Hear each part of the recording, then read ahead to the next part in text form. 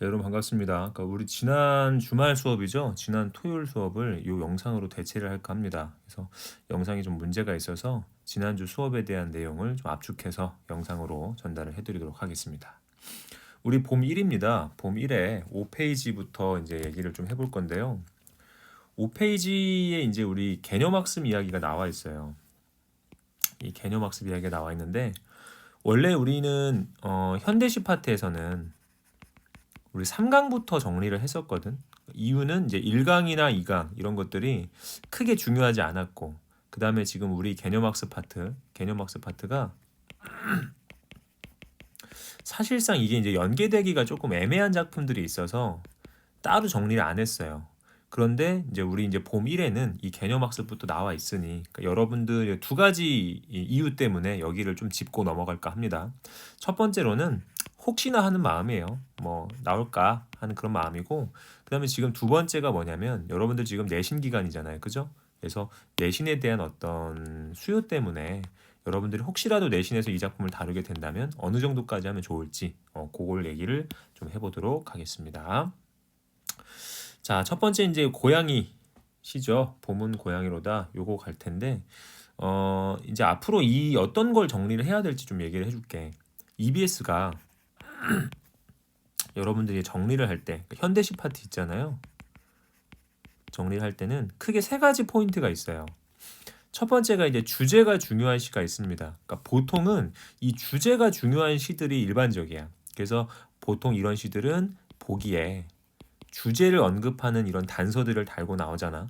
예를 들면 상황이라든지 정서라든지 태도 같은 것들이 있죠. 그치? 혹은 시대 배경 같은 거. 그래서 한 8, 90%는 이 주제가 중요한 시를 가지고 출제를 하고 연계를 하고 그런 다른 작품들도 주제로 연결되는 경우가 많습니다. 그래서 한 8, 90% 정도.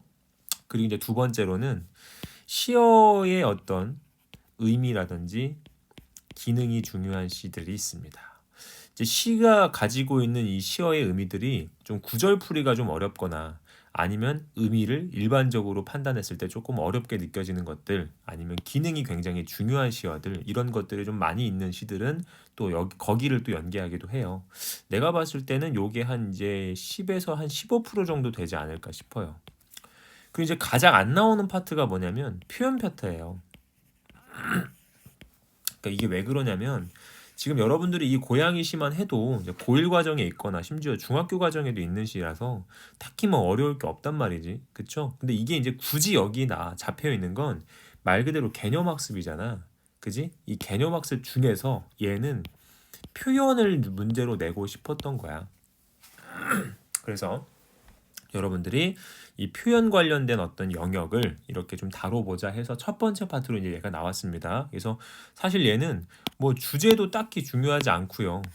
그죠? 시어의 의미나 기능도 중요하지 않아요. 표현만 보시면 되는데 심지어 이 표현도 여러분들이 이제 고3이나 그죠? 혹은 수능 수준에서는 크게 뭐 언급할 만한 것이 없는 수준입니다.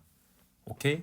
그래서 요거는 포인트만 체크 해드리고 넘어갈 겁니다. 뭐 그런 이야기를 먼저 한번 해볼게요. 자, 그래서 여기 이제 여러분들 요 정도 그러니까 정리한 거 정도 한번 보시고요. 나머지는 따로 이제 주제라든지 아까 얘기한 대로 시어의 의미 이런 거 신경 안 써도 됩니다. 뭐만 얘는 표현만 보시면 됩니다. 오케이? 나머지 이만큼 굳이 언급 안 하겠습니다. 여러분들이 보시고. 자, 그다음 이제 OX 문제도 그냥 여러분들이 한번 풀어봤으면 좋겠긴 해요. 풀어보시는데 단 다 찾아줘야 돼. 다 찾아줘야 됩니다. 예를 들면 1번 선택지 있잖아요. 1번. 사면의 둘째 행에서 봄에라는 표현을 사용하지 않음으로써 한번 볼까요? 사면의 두 번째 행입니다. 그렇죠? 여기는 봄에라는 표현을 쓰지 않음으로써 그랬어요. 자, 여기 봐봐. 고운 봄의 향기가 미친 봄의 불길이 푸른 봄의 생기가 근데 여기만 없잖아. 그지? 그러면 봄에라는 게 같은 위치에서 반복되긴 하는데 여기만 없음으로 이제 반복에 조금 변화한 변주라고 부르는 거죠. 요거를 이제 포인트를 잡아주시고 다시 봅니다. 형식상의 변화를 꾀하고 있다. 요게 이제 맞는 선택지가 되는 거잖아. 그치? 그럼 여러분들이 이걸 찾아줘야 된다고.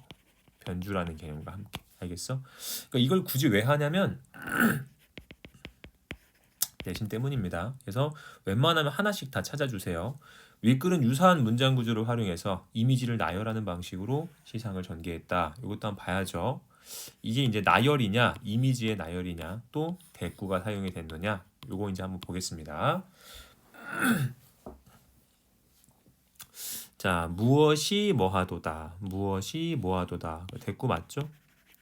그다음 두 번째, 이미지의 나열. 여기 보시면 자, 촉각과 후각, 포근한 이미지, 그죠? 시각과 시각, 청각, 시각, 촉각, 시각, 시각. 이미지의 나열, 이것도 괜찮지. 그래서 이것도 여러분이 확인할 수 있는 건데 어쨌든 뭐 여러분들이 OX 치는 것 자체가 중요한 게 아니라 구체적으로 찾아서 어디까지 여러분들이 점검할 수 있느냐 그거를 판단하는 게 이 파트가 되겠습니다. 얘는 수능보다는 이제 내신형으로 공부한다고 생각하시면 되고요. 실제로 수능형에서 중요한 작품들은 그때는 조금 더 자세하게 하면 좋겠죠. 넘어가 볼게요. 자, 그 다음에 세 번째 파트에 정리 자료가 나와 있더라고. 여기서 볼만한 건 이제 그나마 봐봐. 갈래 볼 거 없습니다. 다 똑같아요. 자유서정식 성격도 할 거 없고요. 보시면 뭐 이것도 뭐 크게 할 게 없습니다. 관찰, 분석, 감탄 됐고요. 주제 보시면 여기 이렇게 나오잖아요. 이미지라고. 여기에 이렇게 쓰였다는 얘기는 뭐냐면 아까 얘기한 대로 요거 표현이 중요한 시다. 그래서 뭐 그 정도. 그래서 특징 같은 거 보시면 뭐 대꾸법 있고요. 그죠? 그냥 가볍게 보시면 다 여러분들 기출 분석했으면 찾을 수 있는 거고요. 다양한 감각적 이미지, 명탄적 어미 크게 중요한 거 없죠. 그 정도 보시면 되겠습니다. 그래서 고양이는 이 정도까지. 자, 그 다음에 얘는 좀 봐야 돼. 울타리 밖은 그나마 우리가 이제 개념학습 파트에서는 조금 이제 언급할 만한 필요가 좀 있다. 얘는 좀 볼 겁니다. 자, 이제 여기서 우리가 이제 정리를 할 때 첫 번째 포인트가 하나 있어요. 그게 뭐냐면 우리 이 정리 자료가 완벽하진 않아요. 그래서 중간중간에 좀 수정해야 될 부분들이 좀 이제 있으니 잘 따라와 주시고 두 번째 포인트가 있습니다. 시대 배경이라든지 아니면 여러분들이 흔히 보기로 주어져야 할 것들이 있죠. 보기로 제시돼야 할 것들. 이런 것들을 정리 자료에 미리 언급을 했다. 그럼 이건 여러분들 보시면 안 됩니다. 왜냐? 지난번에도 얘기했죠. 보기가 달라지면 의미도 달라질 수 있다. 그러니 보기에 제시돼야 될 정보가 아니면 여러분들이 미리 그거를 암기하실 필요는 없습니다. 알겠죠? 그래서 이거를 꼭 구분을 해주면서 이렇게 가도록 할게요. 자, 가봅니다. 머리가 마늘쪽같이 생긴 소녀와, 그죠? 한여름을 알몸으로 사는 고향의 소년과, 근데 중요한 게 이거야. 이런 애들과 같이 그랬어. 낯이 서러도 사랑스러운 들길이 그랬습니다. 그럼 진짜 이 사람이 실제로 본 건 뭐냐면 들길을 본 거예요. 즉 얘네들은 관찰 대상이 아니야. 그리고 얘들은 둘은 따로 관찰한 대상이 아닙니다. 왜 나온 거야? 왜 언급한 거야? 이 들길이라는 애가 얘네들과 같이 사랑스럽다는 걸 표현하기 위한 비유적인 표현으로 등장한 겁니다. 됐어? 그래서 지금 이련의 내용이 뭐냐면 고향의 소녀와 소년과 들길의 모습 그랬죠? 지워주시고 들길의 모습입니다. 어떤 들길의 모습? 이 소년과 소녀처럼 순수한, 그죠? 혹은 사랑스러운 이런 들길의 모습입니다. 됐습니까? 자, 이제 이연으로 갑니다. 그 길에 아지랑이가 피듯 태양이 타듯 제비가 날듯 길을 따라 물이 흐르듯 본 거 아니야. 이렇듯 그렇게 비유한 겁니다. 뭘 봤는지 아직 모르지만 이렇게 그렇게 자 이걸 얘기하고 싶어요. 천연히 뜻이 나오죠. 자연스럽게. 뭐가 자연스럽게? 실제로 얘네들이 본 거 아닙니다. 이거를 관찰한 게 아니고 얘네들처럼 아지랑이나 태양이나 제비가 나는 거나 물이 흐르는 게 일반적인 이야기야. 그쵸? 이렇게 일반적인 것처럼 굉장히 자연스럽게 다음 갑니다. 뭘 자연스럽다고 표현하는지. 울타리 밖에도 화초를 심는 마을이 있습니다. 어떤 마을? 이런 식으로 자연스럽게 밖에도 화초를 심는 마을이 있어요. 그럼 실제로 이 사람이 지금 관찰 중인 건 뭡니까? 마을을 관찰한 겁니다. 자, 이 마을에 두 가지 특징이 있어요. 첫 번째는 뭐냐면 이런 자연물처럼 자연스러운 거지. 오케이?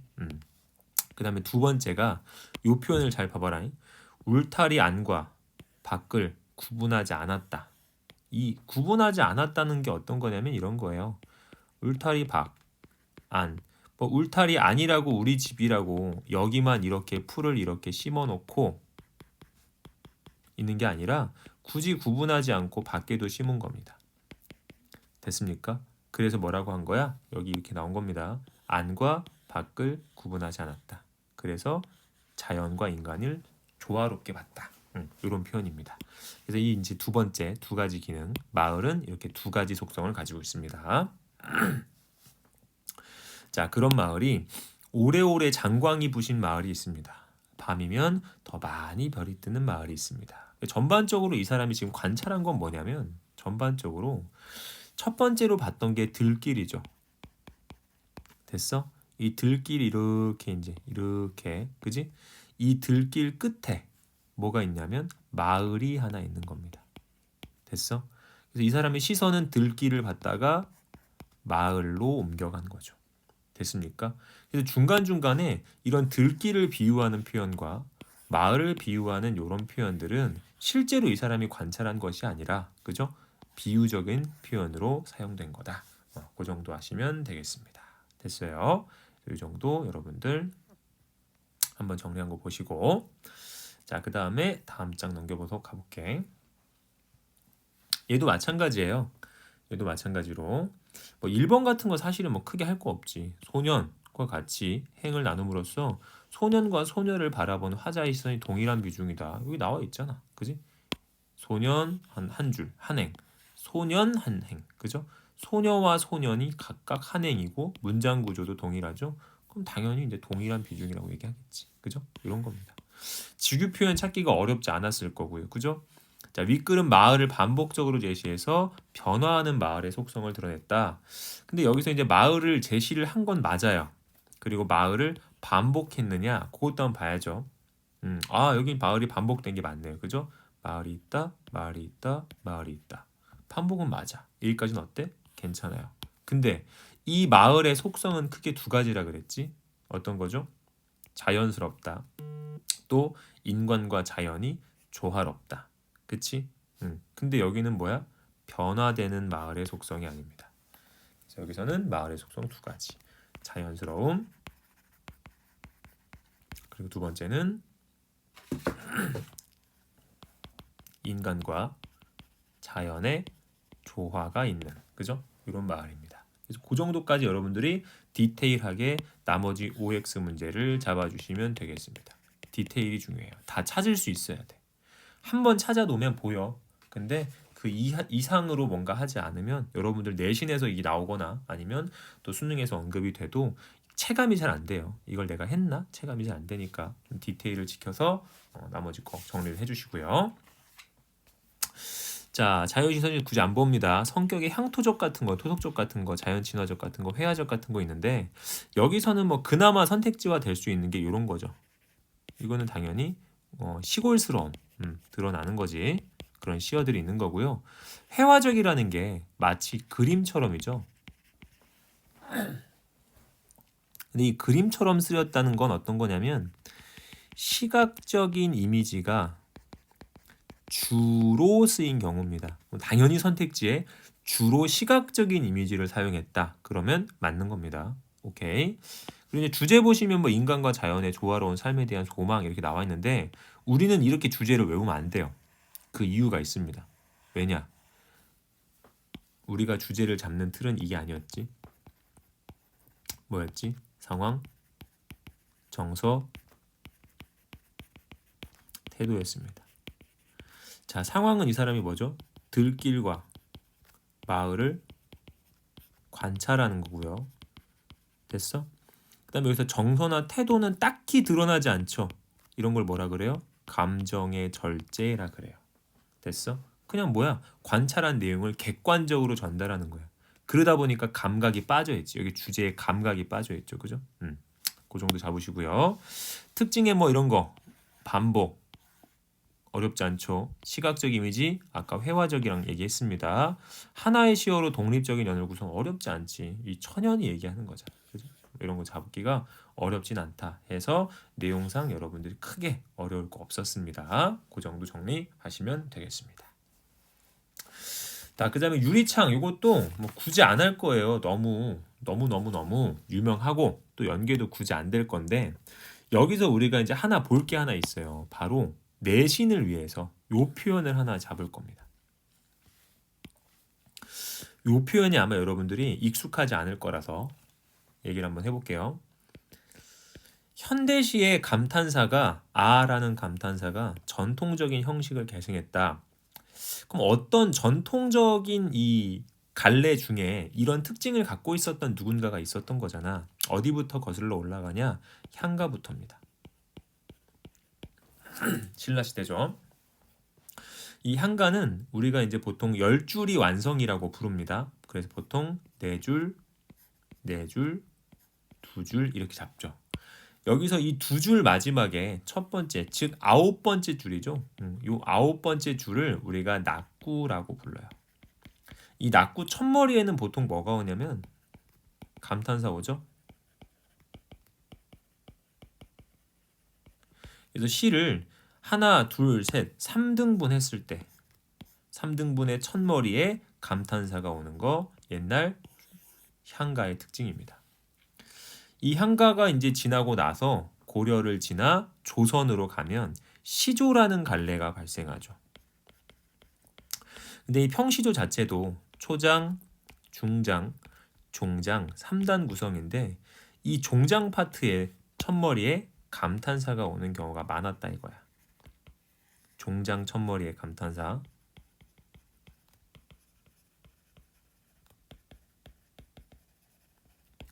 그래서 지금 이제 얘랑 얘의 특징이 뭐냐? 3단 구성, 그죠? 그 중에 3단 구성 첫머리에 감탄사가 쓰인 겁니다.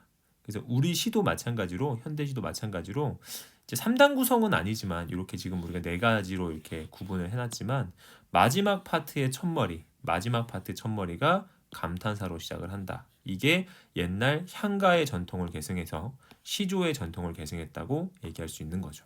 요거는 수능엔 이렇게 못 내요. 못 나오고요. 그나마 내신에서 이 안에 있는 내용을 여러분들이 크게 어려움을 느끼진 않을 거라서 이 정도까지만 내신용으로 잡아주시면 좋겠습니다. 자, 그다음에 이제 수정가 갑니다. 수정가도 사실상 여러분들이 뭐 그거를 하는 건 아니야. 수능을 위해서 정리를 하는 건 아니야. 얘도 내신용으로 한번 해볼 건데요. 얘는 그냥 가볍게 가볼게요. 보통 수정가는 단독으로 출제되는 경우는 없어요. 예전에 우리 그것도 마찬가지지만 항상 이제 내용이 화제가 춘향가와 동일하죠. 그래서 요거의 연계로 나온 겁니다. 이제 그런 거 한번 얘기를 해볼게요. 갑니다. 집으로 치자면 정화수 잔잔한 위에 아침마다 새로 생기는 물방울에 신선한 우물집이었구나. 그죠? 누가? 춘향이가. 집으로 치자면 굉장히 깨끗한 우물집이구나. 그럼 여기까지는 뭐예요? 춘향이의 깨끗함을 뭐로? 집으로 비유한 겁니다. 오케이. 또 가볼게요. 또한 윤이 나는 마루에 그 끝에 평상에 가라앉은 뜰하게 물냄새 창창한 그런 집이었을 거야 라고 얘기한 거지. 자꾸 춘향이를 집에 비유한 겁니다.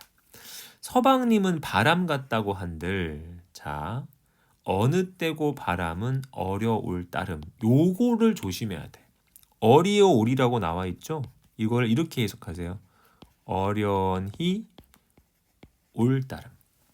그럼 이걸 이렇게 해석하면 이제 어떤 해석이 가능하냐면 춘향이는 이미 오는 거에 대한 확신을 가지고 있는 거야. 그죠? 거기다가 딱 적어주세요. 춘향이의 태도. 이미 혹은 임과라고 할게요. 임과의 재회에 확신을 가지고 있는 거죠. 이미 바람 같아 자유롭게 돌아다녀. 하지만 언젠가는 어련히 올 겁니다. 그럼 언젠가는 뭐 할 수 있어? 재회할 수 있는 거죠. 확신을 가지고 있는 거죠. 자, 그 옆에 순순한 쓰러지는 물방울에 찬란한 춘향의 마음이 아니었을래. 하루에 몇 번쯤 푸른 산 언덕들을 눈아래 봤을까?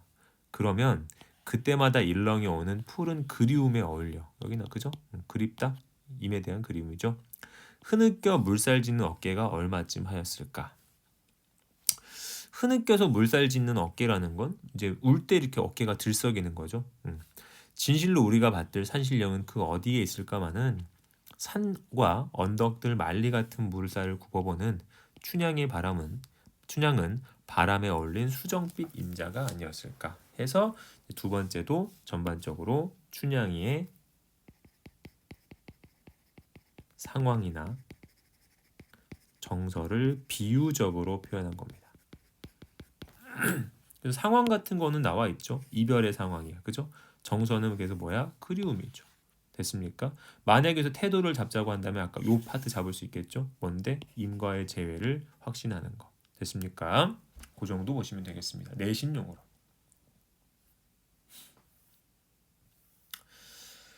자, 수정관 뭐 갈래적으로 잡을 거 없었고요. 그 다음에 성격도 됐습니다. 뭐 화자의 정서 태도 뭐 공감 뭐 됐고요. 크게 할 거 없겠죠. 그죠? 특징적인 것도 뭐 굳이 그냥 가볍게 한번 읽고 넘어갈 거지 따로 정리가 필요한 작품은 아닙니다. 오케이? 그래서 우리 이제 이번 책에 그 우리가 EBS에서 봤던 작품이 그 현대시 3강이죠. 이 함주시초가 요게 나와 있어서 그냥 뭐 가볍게 한번 다시 한번 보는 느낌으로 포인트만 다시 잡아 드리고요. 그 뒤에 이제 얘가 연계돼서 나올 수 있는 파트가 뭐냐면 우리 그 산곡 함주시초 5가 있잖아. 뭐 함주시초 뭐 3도 있고 4도 있고 이렇단 말이야. 우리 연계책에 4가 나왔더라고. 그래서 얘를 한번 정리 한번 해보고 가도록 하겠습니다. 자, 요거는 뭐 따로 정리 안 할게요. 그냥 이제 가볍게 읽고 넘어갑니다. 읽어볼게요. 자, 돌각담에 머루송이가 까만이 있고 자갈볕에 아직까리가 알이 쏟아지는 그죠? 잔풍하니 별바른 골짜기다. 포도가 있고 그치? 밭에 이 아즈까리알 그 곡식의 나달이죠. 이런 게 떨어지는 거 가을이란 뜻이지. 나는 이 골짜기에서 한겨울을 날려고 집을 한 채 구하였습니다. 여기에 요거 조심하세요. 여기에 세모 쳐져 있죠? 이거 하시면 안 된다고. 당시의 부정적 시대 현실 이거 하시면 안 된다고. 왜? 보기가 없으면 이렇게 해석하면 안 돼. 알겠어? 자, 2연으로 갑니다. 집이 맷집 되지 않는 이 골짜기 안은 모두 터한테 김장감이 퍼지고 여기 김장감 그때 얘기했죠? 긴장감 아니야. 김장을 할 것 같은 분위기. 오케이? 뜰하게 잡곡 낯가리가 쌓여서 어느 세월에 빌 듯한 집은 보이지 않았다. 그럼 빌 듯한 집은 보이지 않았다? 그러면 나는 지금 집을 구하는 게 목적이잖아. 근데 이 골 안은 빈집이 생길 가능성이 없지. 여기는 집을 구할 수 있는 곳이 아닌 거죠. 그러니까 뭐 한 겁니까? 자꾸 골짜기 안으로 들어간 겁니다. 왜? 집 찾으려고. 됐죠? 골이 다한 산대 밑에 골짜기 끝까지 간 거네요. 그죠? 돌 능화집이 한 채 있대. 이 집은 남길동단 안주인은 겨울이면 집을 내고 산을 돌아 거리로 내려간다는 말을 하는데 그럼 그 말이 뭐야? 집을 비우겠다라는 뜻이죠. 집을 비운다. 그럼 뭐 할 수 있다? 내가 여기에 새를 들어 살 수 있다. 화자가